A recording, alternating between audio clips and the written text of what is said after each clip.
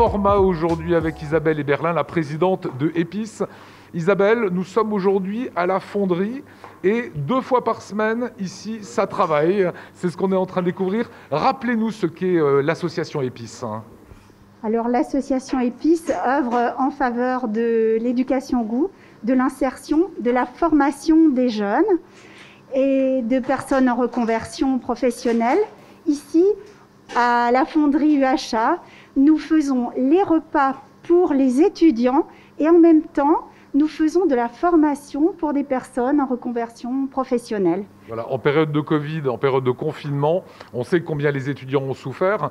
C'est un cadeau, c'est un échange formidable. C'est vrai que ça donne sens à notre mission et on est ravis de participer et de réfléchir vraiment à la manière dont on va préparer des repas, dont on va contribuer à penser aussi les circuits courts, le gaspillage alimentaire. Quelles sont les personnes qui viennent à l'association Épices ? Les personnes qui sont formées ici, ce sont des personnes qui sont envoyées soit par les missions locales, soit par le Pôle emploi, soit par d'autres prescripteurs. Les formations que nous les faisons avec le GRETA. C'est-à-dire que c'est eux qui diplôment, mais nous, on fournit, si vous voulez, le plateau technique et on participe aux enseignements. On va rappeler que Épices, c'est espace de projet d'insertion, cuisine et santé. C'est ce qu'il y a de plus fédérateur finalement, la cuisine. Vu le succès que la cuisine a actuellement, peut-être oui, en tout cas. C'est pas nous qui le prouvons, toutes les émissions de télé, tout en témoigne, je pense. Aujourd'hui, c'est une dizaine de personnes qui sont à Épices. Et Épices se charge de l'insertion de combien de personnes ?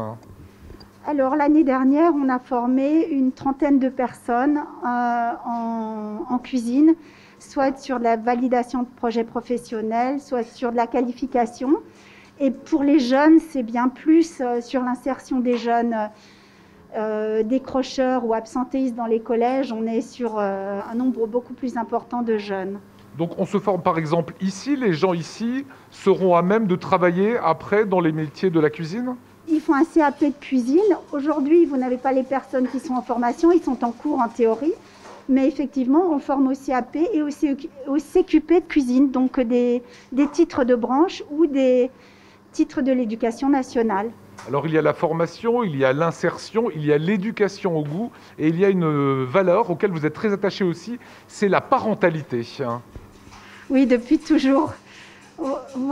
Oui, effectivement, c'est quelque chose parce que, en fait, si on veut participer à l'éducation des enfants et avoir un impact, c'est évident qu'il faut travailler avec les familles et nous, on se positionne sur le soutien à la parentalité. Voilà.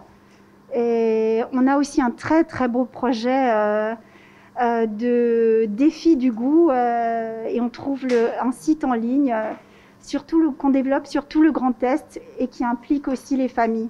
Isabelle Eberlin, c'est en 2009 que vous avez créé cette association Épices. Oui. Aujourd'hui, l'avenir d'Épices, qu'est-ce que vous avez envie de dire aux Alsaciens qui vous regardent, peut-être pour intégrer l'association, peut-être pour se réinsérer ? Eh bien, même si la situation est difficile, c'est une période extrêmement propice pour être créatif. Il y a plein de choses qui prennent sens actuellement. Je pense qu'il y a de beaux projets qui émergent et voilà, nous, on est aussi, partant pour accompagner des projets et puis pour accompagner la logistique parce qu'on a acquis une certaine expérience, je dirais. Mais on continue tout le temps et puis c'est tout le temps en expérimentation. Voilà.